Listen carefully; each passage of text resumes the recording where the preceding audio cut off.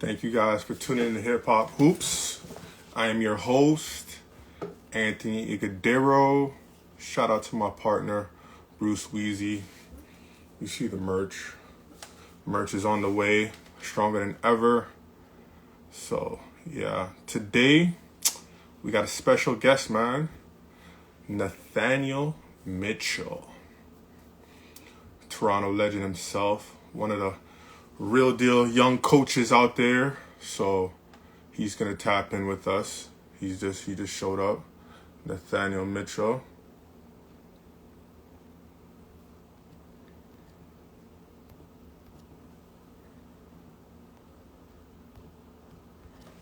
Okay. I'm not sure why it's doing that, but let me send the request to him. Okay. Here we go. We got Nathaniel Mitchell in the building, everybody. Assistant coach, Charlotte Hornets. Nathaniel. What's good? What's good, E? What's good, brother? I feel weird saying Nathaniel. I'm not doing that, man. I'm not doing that. Nat. That's what we're doing. Nate, Nat, it all goes. Yeah, we're Nat, gonna we're to be we're gonna honest. do Nat, man. How you been though, brother? I've been all right, man. Just Yeah. you know, through these weird times, just trying to get everything right. Um, Dealing with basketball, making sure our team, our young guys are getting better, Mm. and then myself just getting better through this whole pandemic. Like trying to branch off and do new things and study different stuff. So it's been pretty good. Okay. Okay. Yeah, I know things got to be different, man, with the whole pandemic and workouts and all that other stuff. I see guys wearing masks and stuff like that. Does that not is that not hard to do? Trying to train somebody you got a mask on? Is that? Yeah, I mean, I just got kind of used to it, to be honest. And even though we were getting tested, the testing is only like a certain percentage, depending on if you're getting the rapid test or the full blown one that goes way up the nose, right? So it's Mm-hmm. between 80 and 50%. So it still protects you. Wearing it on the court is necessary, especially um, you might not know where people are going outside of the gym. So it is a little weird, especially when you're getting sweaty and stuff like that. You gotta have Right. multiple, wash them, and deal with that. So it's been all right. That's crazy. But no, I want to thank you. I should have said this from the jump. I want to thank you for coming on. It was so last minute. You know what I mean? I talked to Marlo. I want Yeah, to say like last week, and he shouted out to you. So I definitely appreciate you coming on, for yeah, sure. That's first and foremost. Um, I want to get into it, man. They only give us an hour on this thing, so I want to get right into it. This is hip hop hoops. We always talk about hip hop. We always talk about hoops. right, That's it was Drake's birthday the other day, man. He right. celebrated his 34th birthday. Of course, he's from our hometown. You know what I mean? And I want to ask you a question. Give me your top three Drake songs, man. Oh, songs. It's tough. Oh, It is songs. tough. I don't. It is tough, man. Oh man, This is songs. tough. Yes. I don't know. I thought you were gonna tell me albums because I would have went with, Okay, we'll switch it up and give me I would have the did like Drake top three nothing. albums. I would have did Views, More Life, and Nothing Was the Same. Or Thank Me Later. I don't know. It's All of tough. them. It's All of tough. them. I was going to work out in the morning the other day, and I heard it was on 93.5. They were playing Flow. They played like 30 back-to-back tracks. Like Yeah. 30 back-to-back, all bangers. I'm like, this is crazy. This guy's catalog is Yeah. insane. I'm Yeah. sure you're aware of the verses. Who would you want to see a Drake do a verses with? Okay, so you know what? I'm gonna do this one not because the matchup, but more selfishly. I, I'm gonna say Future. Future? The reason why I need to hear is this. the reason why is totally I like Drake, I like Future, and I feel at some point they're just gonna be playing each other's songs and all the collabs that they did.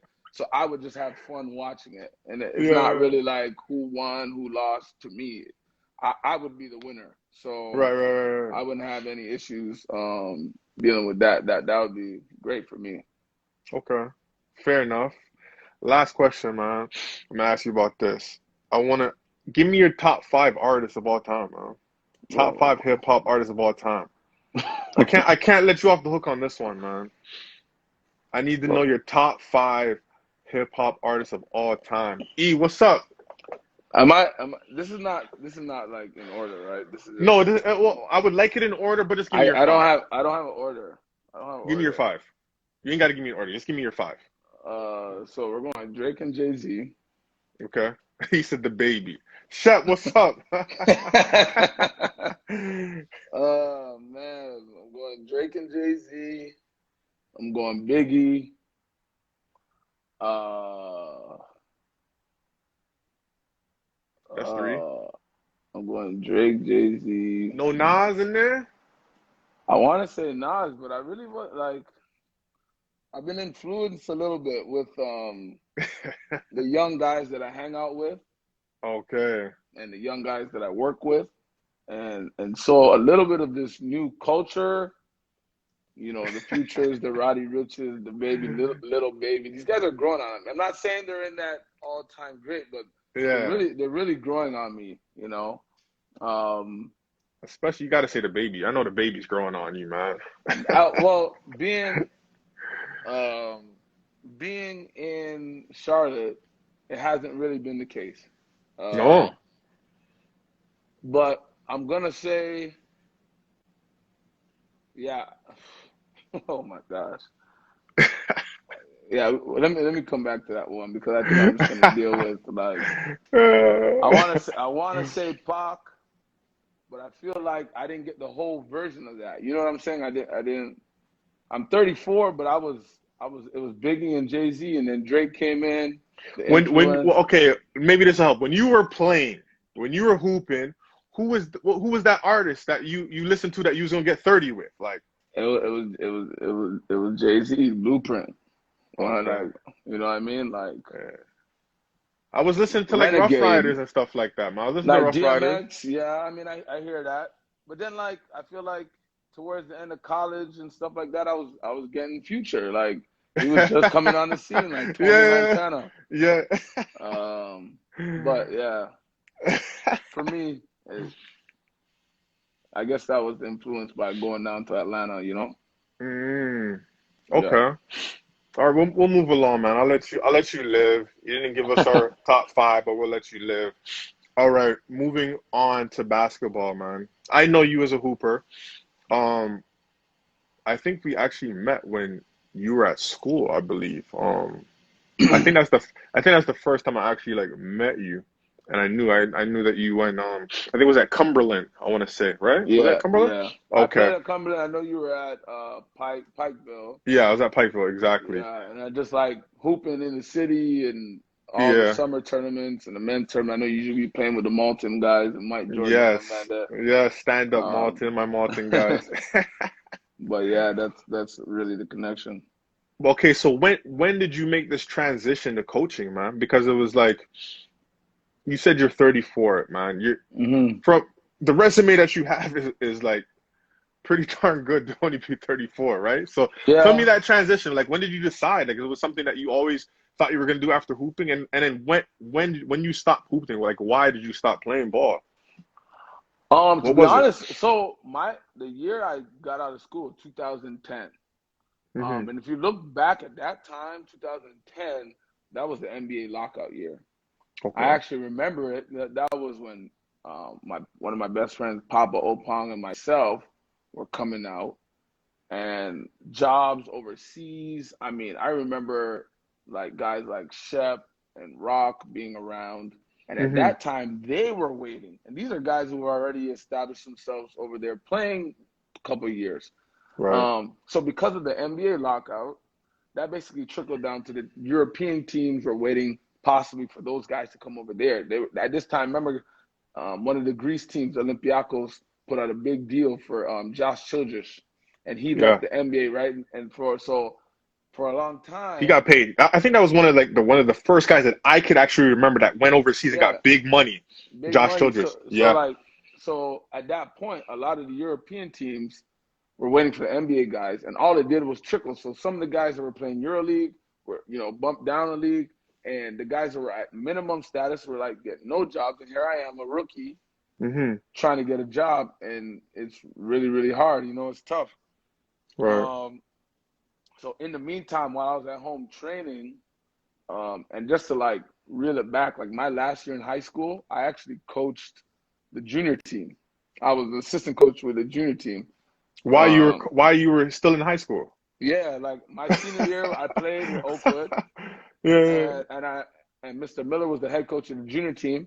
So I would literally like play a game, and juniors play right after. So Right. I would like go and just play, go coach them, go help coach. And then that summer, right before I went away to school, I was like coaching AAU with scatting court, and I had my Mm. own little team like OBA and all that stuff. So that it was cool.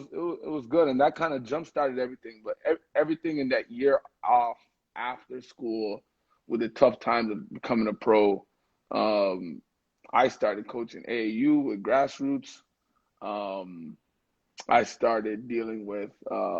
I coached Oakwood High School girls basketball. Okay, I didn't know And that. I didn't know that. yeah, yeah, Okay, so coaching was like it was like right there for you. Like I didn't know. I yeah. thought you played some type of pro ball or something after. Nah, I mean Okay. the only thing I did is that year again in the lockout, like we went up to Hmm. China for like a month and a half or 2 months, something like that. We went on like a big tour, and that was supposed to be like my startup. I had film. Okay. I remember we were dealing. We had a job in the DR at one point, and that fell through. Hmm. And so the next year, the NBL was starting up. So at that point, it was like, could we get a job?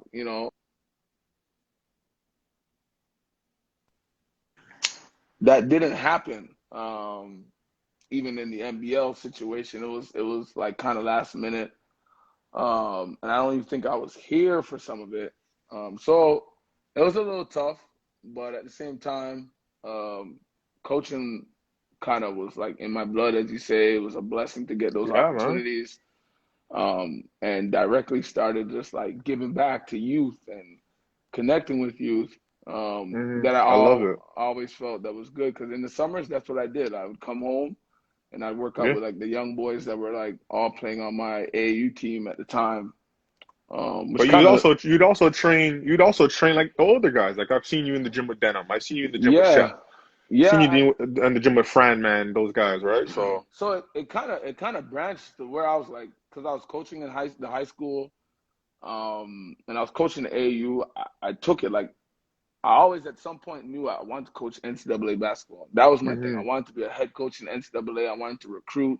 I wanted to recruit Canadian kids with all the young Nice. kids I was tied to, all that stuff. So my focus was I'm trying to go be a grad assistant or a manager somewhere in D1. Hmm. And it kind of turned out, which was kind of crazy, that I had a young kid that was getting recruited really heavily. Emmanuel Utua, he's from Rexdale. Okay. So here comes little E, and he's taking off, and it was like my young boy from time. He he's getting recruited by big time schools, like Washington, UCLA, Tennessee. So all these schools are getting recruited. He's getting recruited by, and then for me, I was just like, yo, you just got to take your time, go back to school for another year, make sure you qualify, do all this stuff. But he had a chance to like kind of fast forward that and put himself right into school right away. Hmm. So he basically reclassified it, went up early, and gave a school like Fresno State, who's Mountain West, pretty notable, obviously, like Paul George, Tyler Johnson, a whole bunch of those Yeah. guys.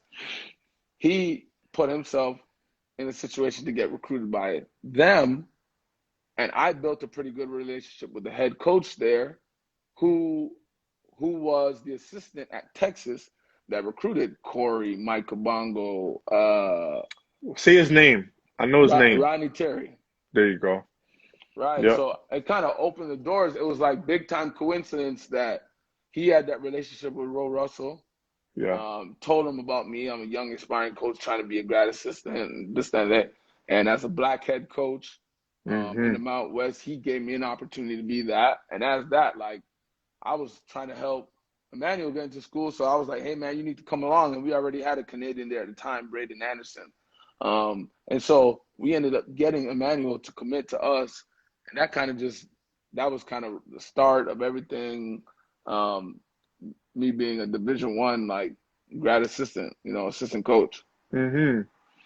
But then that was gonna be my next question. But then you didn't stay there that long, right? You didn't like.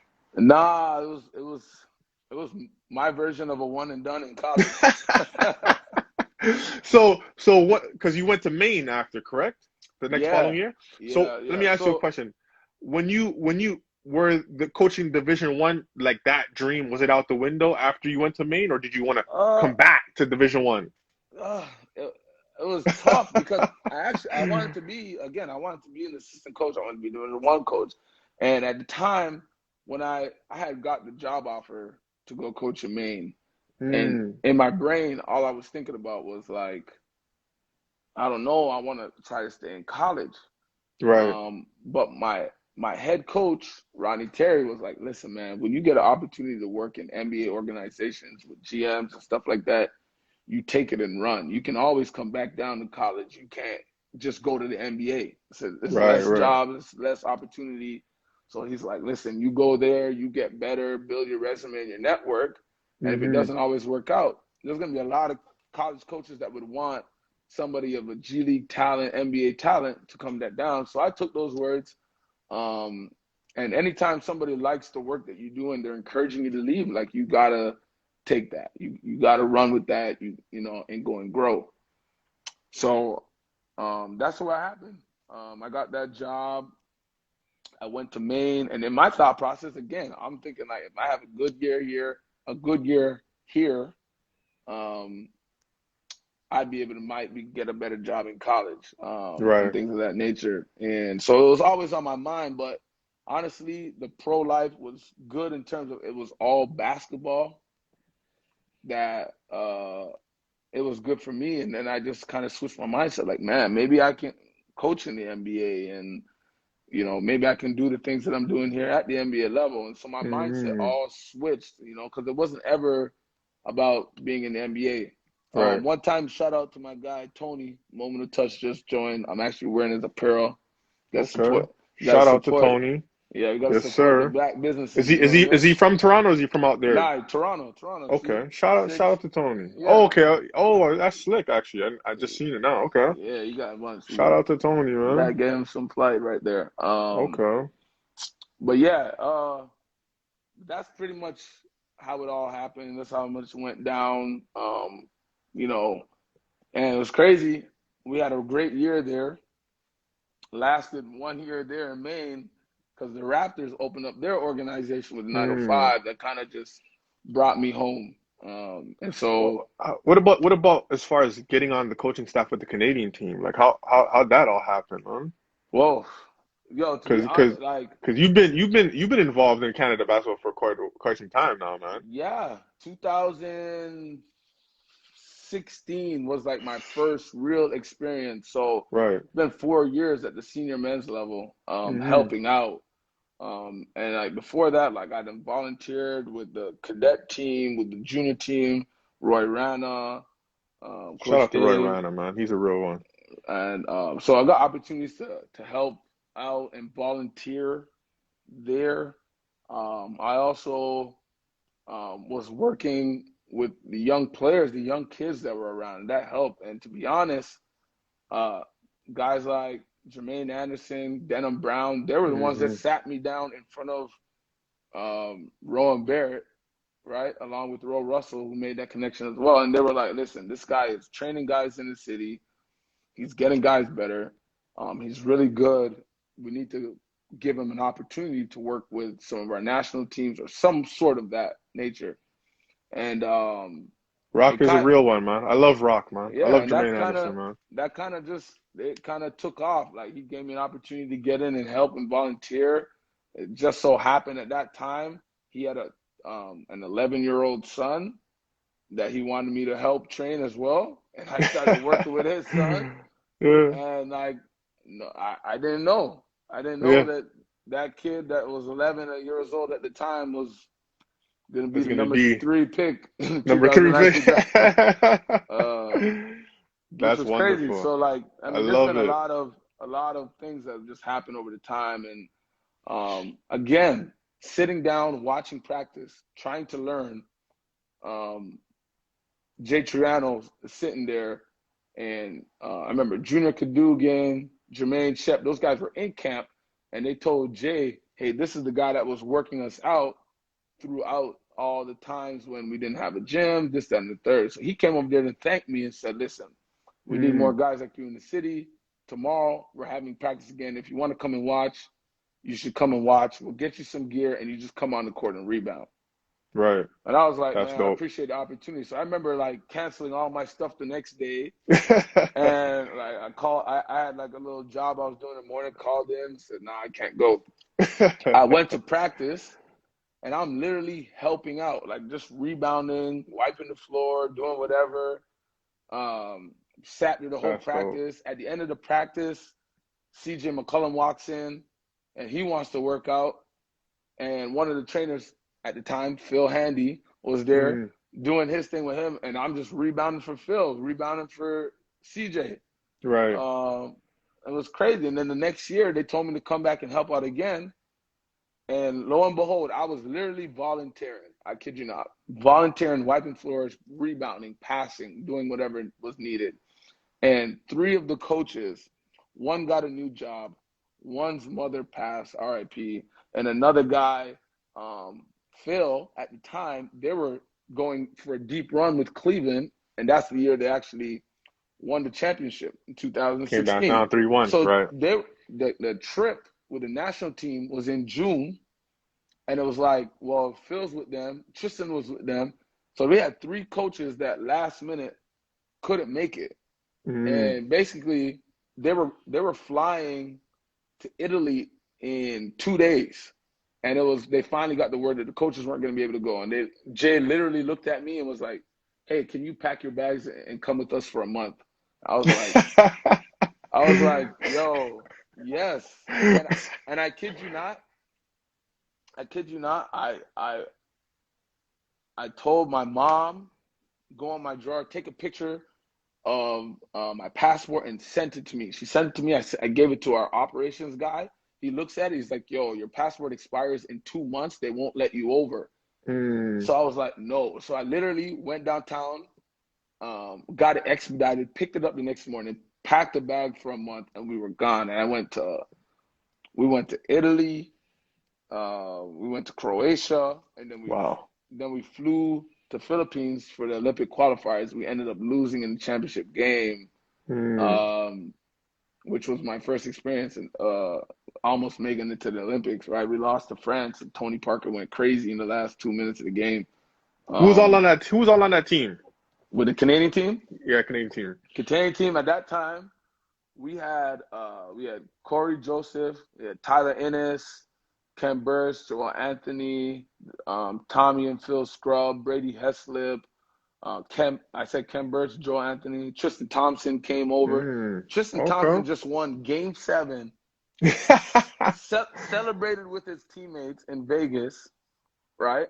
Yeah. Jumped on a flight the next day to Philippines. Wow. Left his team celebrating after winning a championship to come help us in the Philippines, and that was big time commitment. You know what I mean? And wow. Shout out to Tristan, man. That was big time, man. And that's crazy. We got to the finals. We were I think we were the 4th ranked team. We beat Turkey. Turkey was in that tournament. France was in that tournament. The Philippines were in that tournament. Another big team was in that tournament, and we got all the way to the finals. And literally, it was like a tie game it was like a 2-point game with 4 minutes to go. And homeboy went crazy. And again, at that point, I didn't mention, but RJ was 17. We had him on the team that didn't baby. And Shea Gilgis Alexander was 18. Didn't play a lick, but they were just getting experience. And again, who knew Shea couple of And years after that was going to look at be, both of them. yeah, it's Look crazy. at both It's of them crazy. boys. So, Was Wiggins on that team? no, Andrew, he no, didn't play. no. He was Okay. on the team the year before.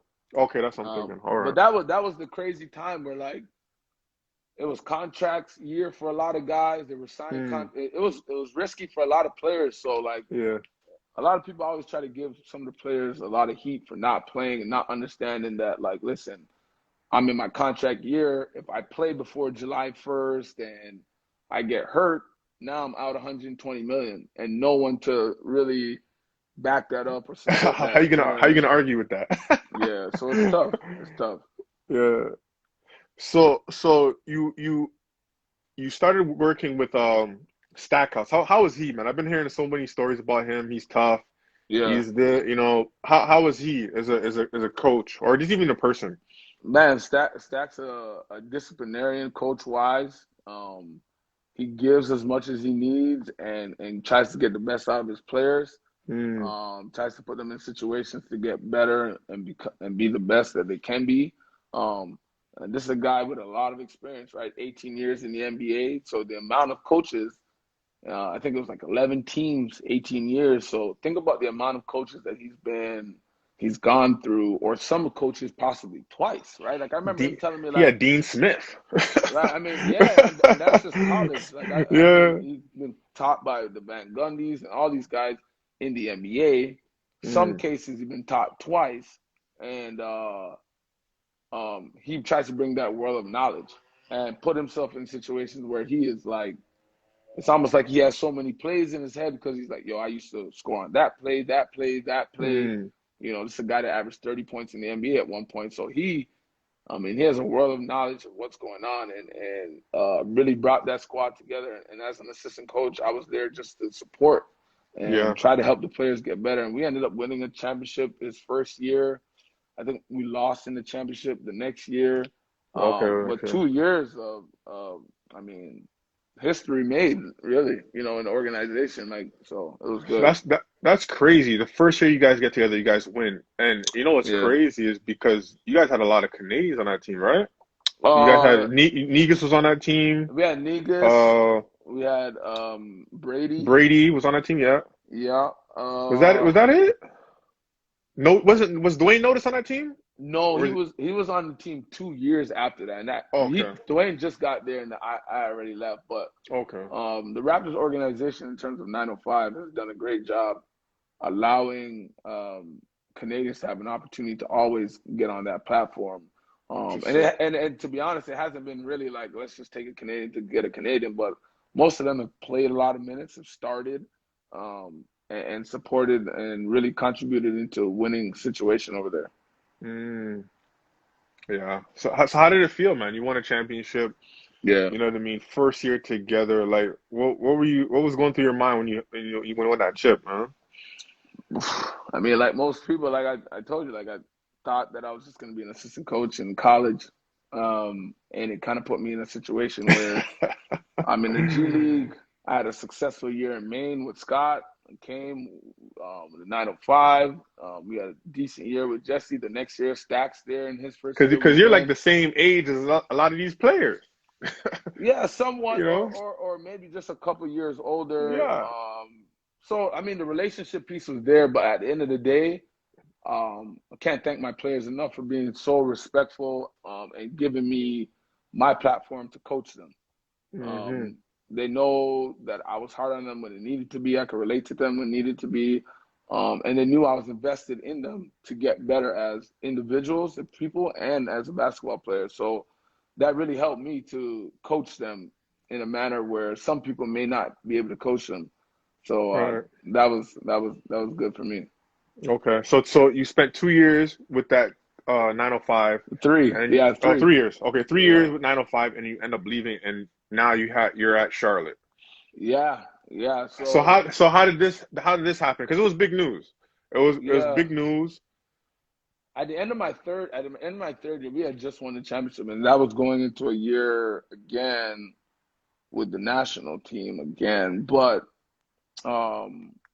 it was quite crazy. So at that time, the Raptors had just let go. Dwayne Casey, Mm-hmm. who was a big time, like he was a mentor to me as well, like helped me a lot. And so there was a lot of things going on. I didn't know what was going to happen, where I was standing, who they were going to bring in as the head coach. So here's like one of the times and kind of like the draw of the business that you're just on the back burner waiting to see what happens. And then Nick Nurse got the head coaching job for the Raptors. And they actually offered me a job. So they offered me Raptors. yeah, the Raptors offered me Okay. a job, and there was like a player development role to help the guys. So I was basically got my first like NBA opportunity to move up with the Raptors. Held out on that situation to see. I didn't know if I of being like a player development guy in the NBA or trying to be a head coach in the G League, what was the best situation? You know what I mean? Mm. Because at the end of the day, now my mindset is switched to I want to be a head coach in the NBA one day. Mm-hmm. So I'm looking at it like, man, I need to get experience of control, like basically managing a team. Right. And so it's kind of hard to get that experience in the NBA. So I'm thinking like, should I do it at the G League level? Which role am I going to grow more than just saying I'm going to jump to the NBA? Mm. So I was battling that a little bit. They gave me time to make a decision on what I was going to do. And That's sick. I remember getting a call, and the Hornets called me um, and they asked our organization for permission to interview me. Mm-hmm. And I thought it was for the G League head coaching job, but when the head coach got on the phone with me, he was like, "Nah, I got a spot on the bench as a player, player development coach, as an assistant coach." Um, and that basically was way a better growing situation for me Mm-hmm. to be able to handle scouts, defensive scouts, offensive scouts, game planning. And so I automatically was like, man, this is a great opportunity. I went there, I interviewed, and I ended up getting the job. And so instead of going to the Raptors, I ended up with Charlotte, Right. which was a great kind of a blessing. The Raptors ended up winning that year, so I guess I missed out on the ring. But That to was be gonna be my honest, next thing. I was gonna say that. yeah, I mean, they ended up Yo, winning the same year. I mean, like, that's crazy. it is what it is, but at the same time, like, Damn, you would have the had a G role. League and you would have had the Raptors ring championship. Yo, that's Yeah, first in history. You'd have had both. Yo. yeah. That was Wow. dope, man. It was dope. But like the opportunity to get where I got Yeah. and the Either role of an way, still assistant, dope. Yeah. it was crazy, right? So, Mm. um, yeah, that was kind of my transition to being in Charlotte. And my last 2 years have been great, just working with all the young guys and some of the vets that we've had pass through, and the experience has been amazing. Yeah. So I seen the awards and Graham, he wasn't even nominated, I don't think, for most improved. Oh yeah, No, and I kind of forgot until I seen you post something. That's when I was like, you know what? This guy's point total jumped up so crazy. How's he not even mentioned? You know what I yeah, mean? How did yeah. he feel? How did he feel when he wasn't even nominated? Because Uh, I seen Luca posted like, yo, this guy needs to get at least nominated. Like, what the hell? I see yeah. Luca post that. How's he feeling though when he didn't even get Uh, nominated, man? I mean, he was disappointed. He felt like all the work that he put in wasn't recognized. You know what I mean? Mm-hmm. But all the guys that were recognized, they put in work too. You got to respect that. And he just felt like he put in a lot of work to put himself in that situation. And some people, I wasn't mad. I wasn't upset about necessarily like just him not being nominated. I mean, probably be bothered, but a lot of the people were just like, he just got more opportunity, so that's why his numbers went up. And Oh, they're using that. Okay, I see what well, you're I saying. mean, like, well, I looked at it like last year he was in the G League. The next year he was basically playing behind Tony and Kemba. He was in Mm-hmm. the G League. He was getting a little bit of opportunity at the end of the year. Then coming into the new season, we had him as the backup point guard. He came off the bench. So he he was basically our backup point guard, but was playing so well that we're like, yo, we got to start this guy. Playing crazy. He's coming off the bench. He's getting 9 threes in a game. We're like, okay, what are we doing? Like, he is Yeah. clearly one of our better players. Mm. So now we start him and Terry, and he ends up having a really good year. So to me, that looks like you went from G League to a rotational player to a starter to being Yeah. mentioned as a possible all-star, and he's in the rookie sophomore game. He's doing his thing. He was in the 3-point competition. Right. His points per game went up 13 points per game, Which is insane. It's the second highest in NBA history. Which is insane. The number one guy that was points per game increase in NBA history was CJ McCollum. He at 14 in 2016. Coincidentally, the year I was rebounding for him. That was crazy. But like, if you think about it, like, he got 14 and he won most improved player. Yeah. Devontae had the second most in NBA history and was 5th in voting. So it is what it is. For him, it's motivation, and for him to continue to grow and get better. Now That's it's crazy. about how do you continue to develop and how do you become an all-star, and all that. It's all that matters. Because he was the man at Kansas, man. Like, he was the man. Yeah. He was there 4 years. He balled out. You know what I mean? So I think maybe, which is unfair, I think maybe the winning had something to do with it. Because it doesn't really make any sense, really. Like, if your points go up that much, which, you know what? And I didn't think about it. I was saying Brandon Ingram, as well, but the point difference is just ridiculous. Like, you can't deny those type of numbers, man.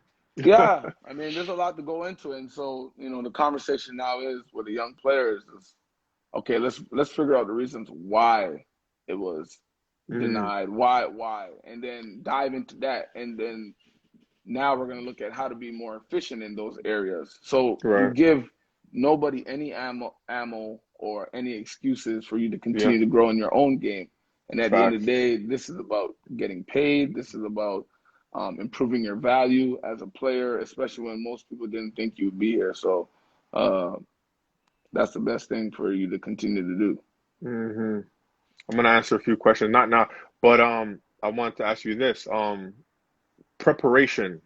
You were in the D League, and now you're in the NBA, Charlotte Hornets. How is the preparation for players any different?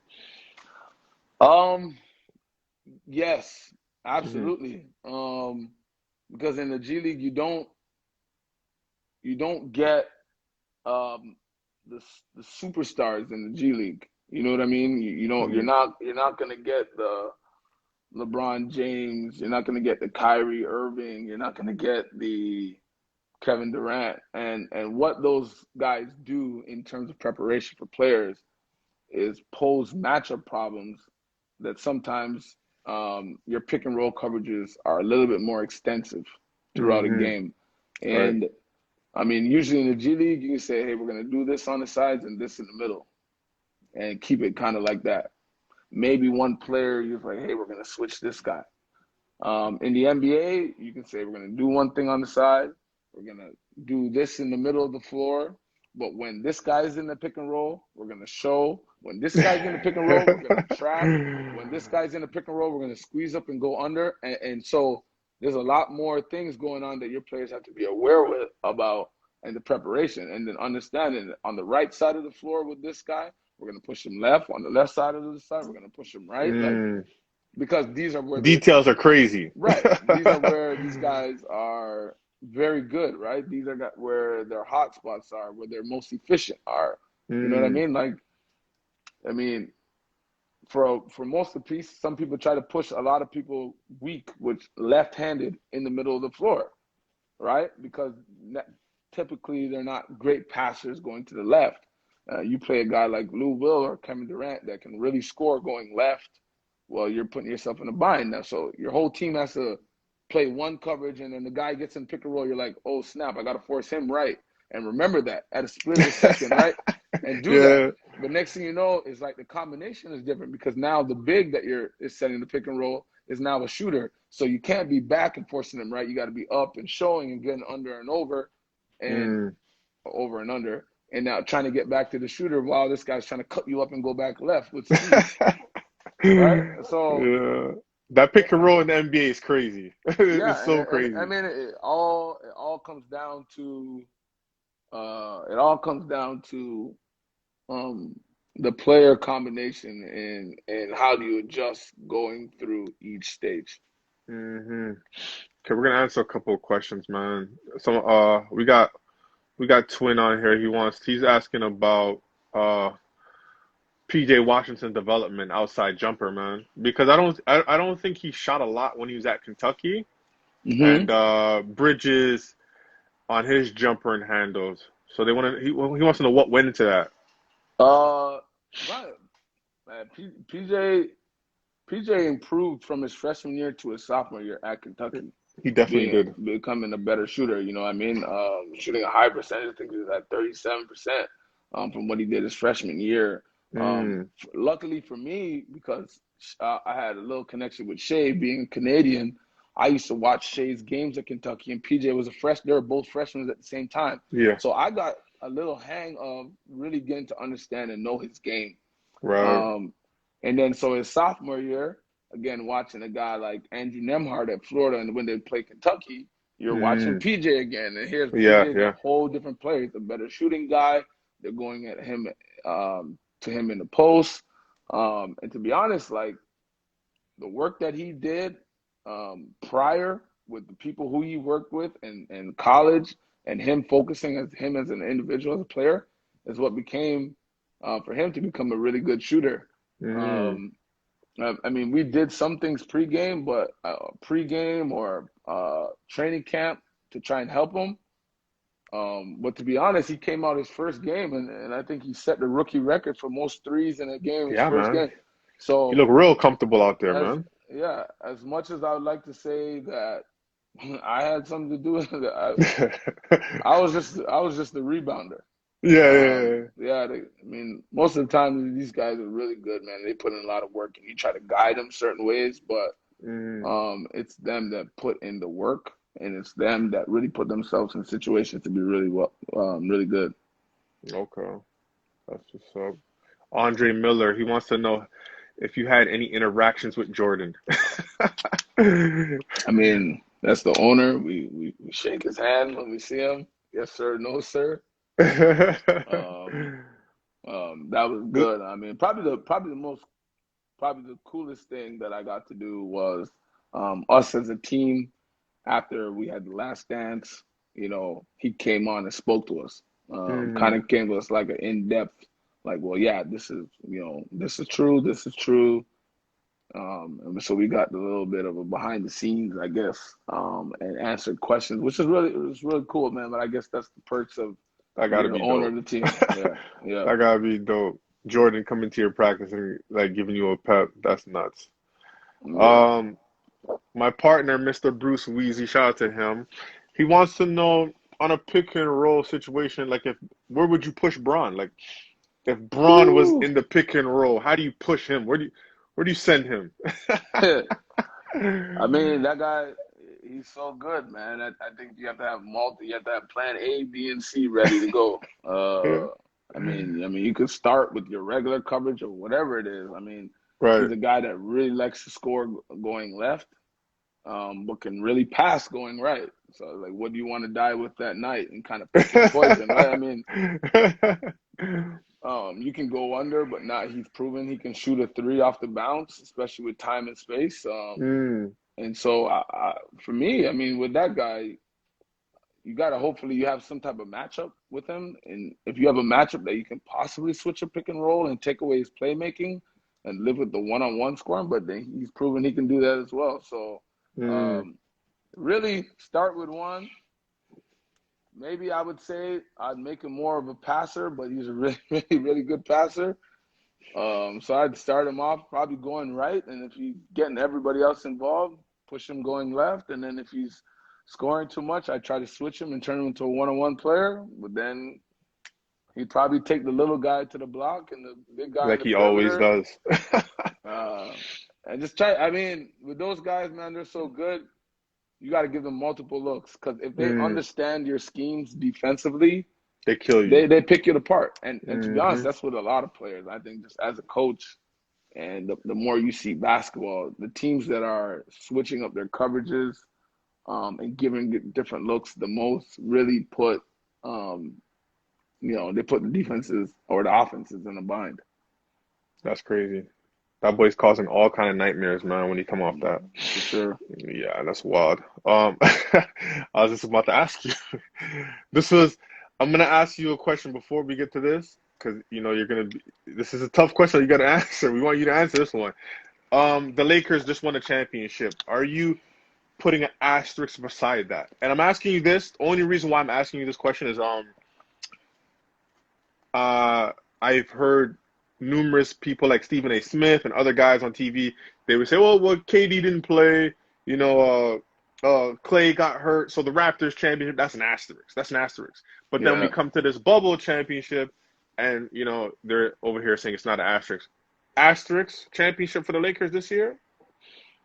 No. Mm-hmm. It is what it is. This is what the hand we've dealt with. I'm pretty sure if anybody would have won this year, they're going to the bank with it. I mean, you could talk about the Spurs in '99 when they only had a 50-game season and they ended up winning, right? Like the Bulls should have run that back. They probably would have won. I mean, there's so many things that you can talk about throughout the years, that things that happen, guys that were hurt. Kobe won the ring. They beat Boston's Game 7. One of those guys were hurt. Perkins was hurt or something like that. But then when Kobe and Shaq lost to Detroit that year in 2004, Karl Malone was hurt. Guys didn't remember that. He didn't get to play Game 3, 4, 5, and it was a tied 1-1 series. So things happen. People get hurt. Pandemics happen. Shortened seasons, long seasons. Bubble, no bubble. At the end of the day, you gotta jump the ball up, and you gotta put the ball in the hole. So, basketball is basketball. Basketball is basketball. Okay, this is the question that everybody they won't allow me to let you get off the hook with this, man. Especially because you're coaching in Charlotte. The debate been going on for years. It goes away, comes back. MJ or LeBron? Who is the GOAT, man? Who is the GOAT? It's Michael Jordan, and then basically you just wait till the end of the career, and then you compare what you have to compare. The guy's career is not done yet. I think that's fair. I think that is fair. I think that, why are we so in the rush to push MJ off that top when this guy's not even done yet, right? I think that's fair. Yeah, I think that's the best thing to do. I mean, everybody has a whole different bunch of lists, and I think it's just fair that you just wait till people are done their careers and then compare. And whatever you come up with, that's the best place to do it, Right. I respect that.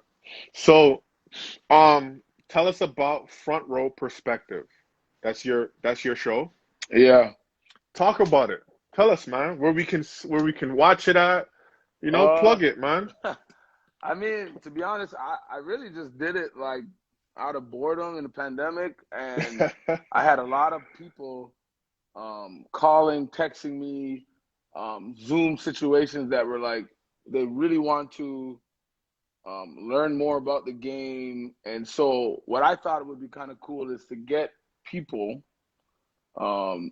players, coaches from the WNBA, NBA, overseas, and just give people different perspective on the game. Try to get them like the little details of, okay, what is happening with certain pick and roll coverages? What is happening with a player when he goes undrafted with Fred VanVleet and turns, a different story, and the things that they would have worked on when they were younger and what they do now, things that they would change, coaches' strategies, with Coach Stackhouse and Coach Morrison. So my thought process is really just to give back and give opportunity for people to just talk basketball. And Mm. it's kind of crazy. Like my first one was with CJ McCollum, and we were talking. And it got real deep on what he was seeing throughout the game, and why he's pulling up here in the mid range and why he's pulling up here for three. And it got real deep, and people were like texting me like, "Yo, that was great. You got to do it again." So I was like, "Oh snap! I'll keep going." But then I'm like, "Man, I got to get a guest every week. This is rough." So Yeah.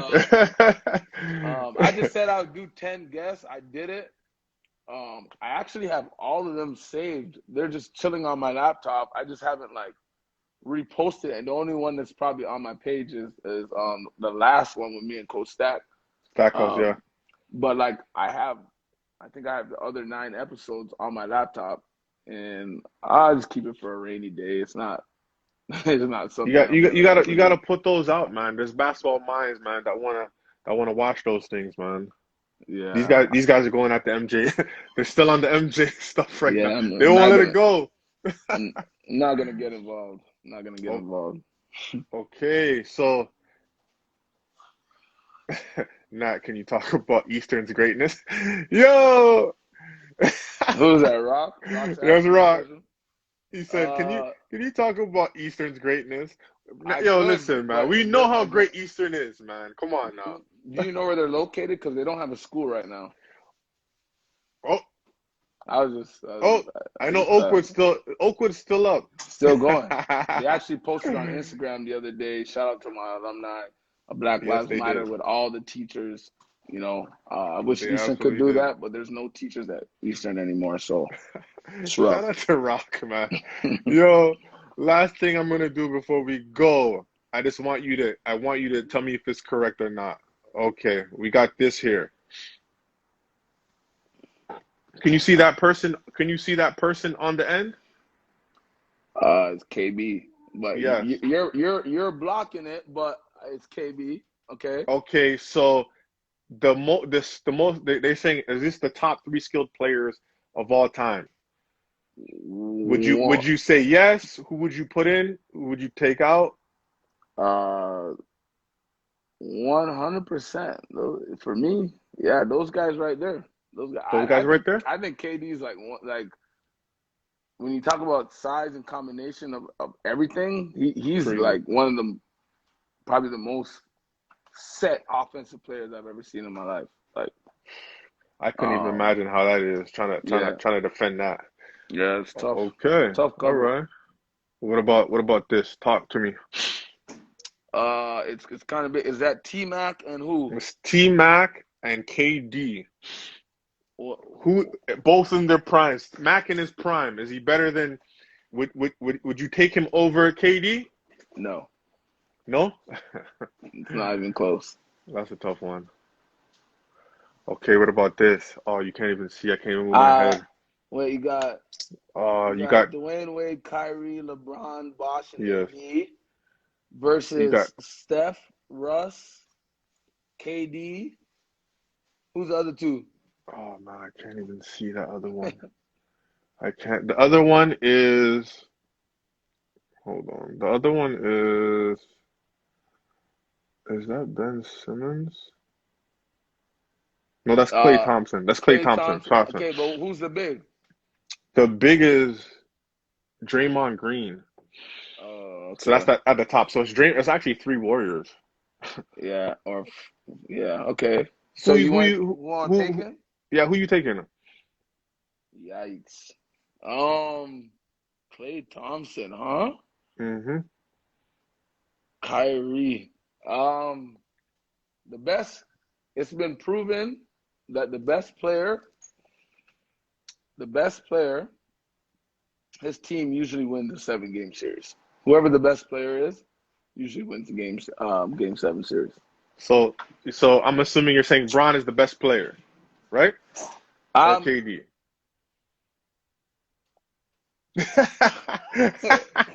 Yeah, it's a rough one. I don't know.